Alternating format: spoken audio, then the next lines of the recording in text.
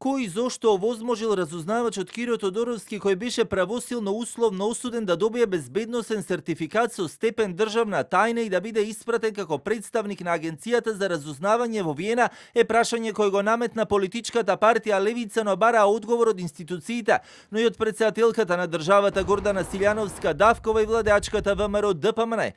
Во дописот од партијата наведуваат: разузнавачот Киро Тодоровски, кој признал вина и е правосилно осуден во предметот Титаник во ноември 2025 година, бил вратен во Агенцијата за разузнавање во февруари 2026, добил сертификат за пристап до информации со степен на државна тајна, а веќе во јули бил испратен во Виена како представник на државата. Според потврдата што кривичниот суд ја издал на 21 мај 2026 година, неговата осуда се уште се наоѓа во казнетата евиденција. За овој случај не може да молчи претседателката Гордана Силјановска-Давкова. Кабинетот на претседателката не може да се однесува како случајот да се случува во туѓа институција, кога орган под нејзина непосредна институционална надлежност испраќа осудено лице на чувствителна позиција во странство, молкот престанува да биде воздржаност и станува политичко покровителство.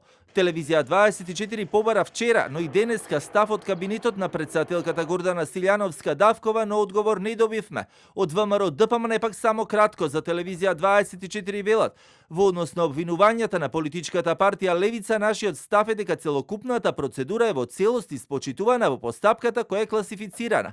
Сепак, иако Левица уште пред некој ден реагираше за овој случај, досега не се произнесе ниту Агенцијата за разузнавање, Агенцијата за национална безбедност и од Дирекцијата за безбедност на класификации на информациите.